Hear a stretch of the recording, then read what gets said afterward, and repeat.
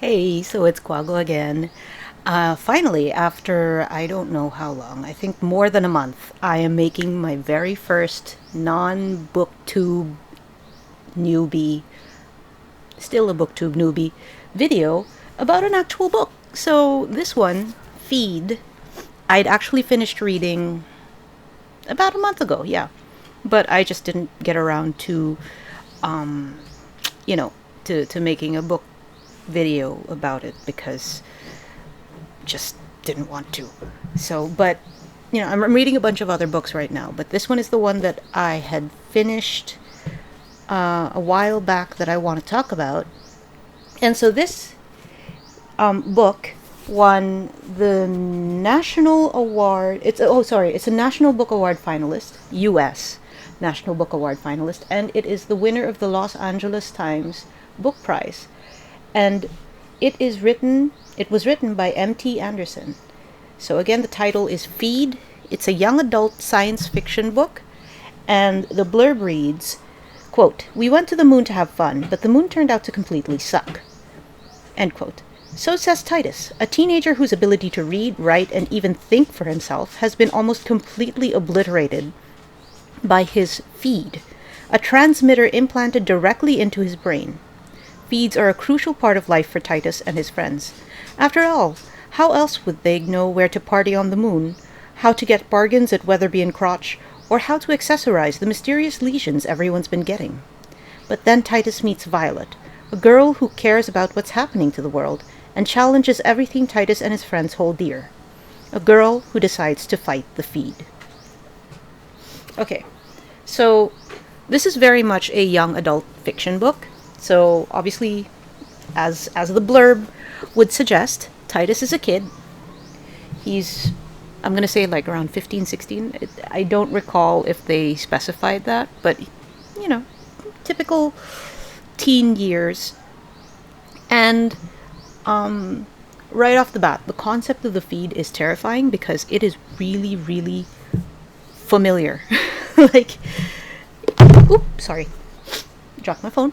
But yeah, this is pretty much a feed, except, you know, in this universe, it's directly implanted into your brain. So that's like, there's no stopping it. You can't put down the phone, you can't shut it off. It's just noise all the time. And that is going to drive me and my spicy brain completely nuts.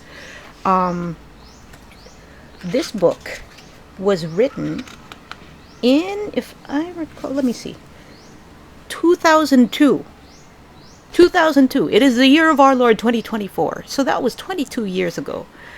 And it is prescient about just how fucking dark like this fucking timeline is right now.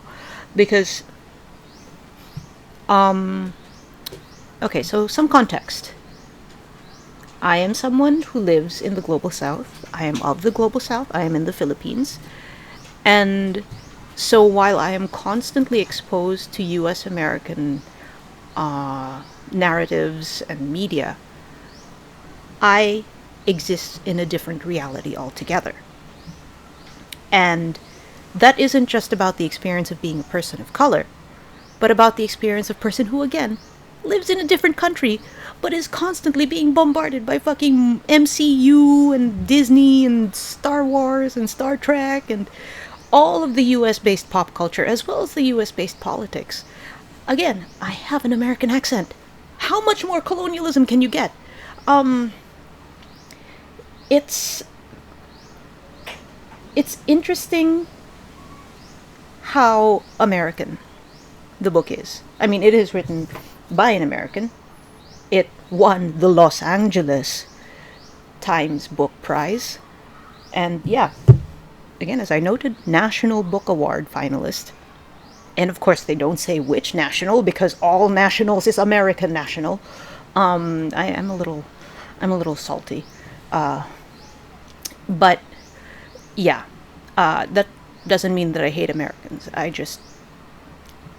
am very, very, very aware of the cultural and power dynamics of America and the sheer amount of soft power it has on the psyches of people living outside of it and how alienated that makes people feel. But Speaking of alienation, yes. Okay, so going back to the book Feed. Teenager with essentially a cell phone in his brain, all of them with like basically TikTok playing all the time in their brains, like forever.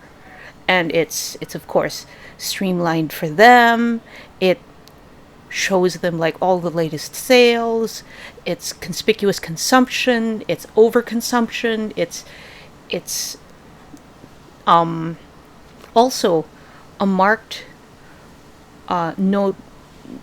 Like this book actually notices socio-political class.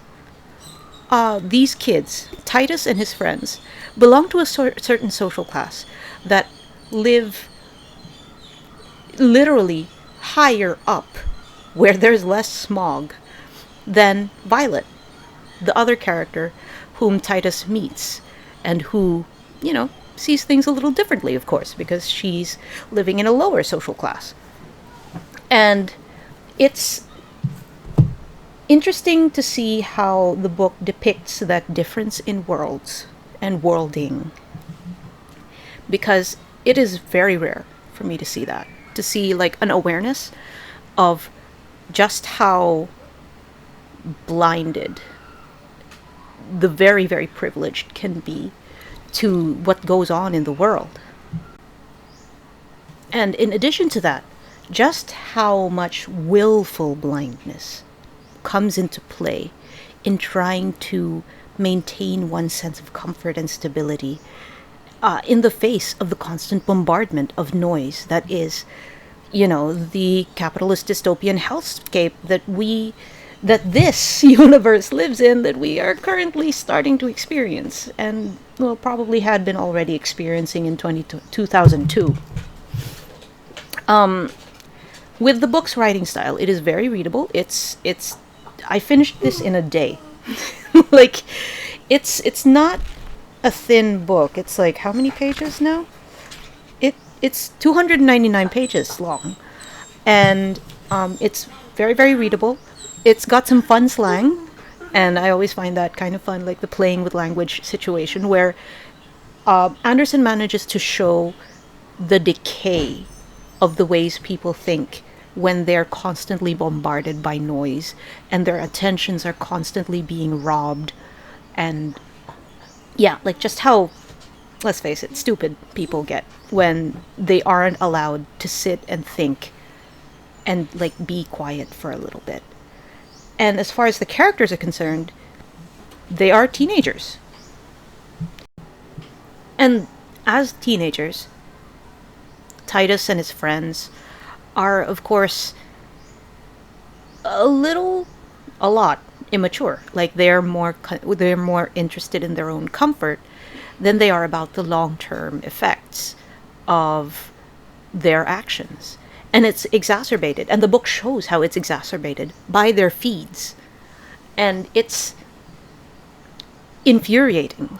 Like as someone who is rather more long in the tooth, you can really see how this attachment to their own comfort, this immaturity, makes them objectively worse human beings. And it makes Titus a really horrible human being who does really horrible things. And I'm not going to spoil you on the ending, but it is very sad. And it involves death. And if that's something that you're not comfortable with, then perhaps you can look for a different book. So basically, what do I have to say about Feed? It is a very American book about very privileged American kids in the fictional future, which feels like the non-fictional present, because it was written in 2002. And it was it's very readable. It's a young adult fiction book, and it is frankly terrifying and depressing, and it's terrifying and depressing in a good way, because it shines a light on worst case scenarios regarding the present acceleration of as I have mentioned, the late capitalist industrial dystopia late capitalist post-industrial dystopia that we currently exist in. I don't know where you can buy this book. I honestly found it on Book Sale. Book Sale is a used bookstore here in the Philippines that is very popular for like shopping addicts like me who have very little money. So I bought this secondhand, therefore, and yeah, I don't know if this thing is still in print, but if you can find it, if you can find an ebook version, I'd highly recommend it if you want something to read that gives you stuff to chew on and a desire to fight the power.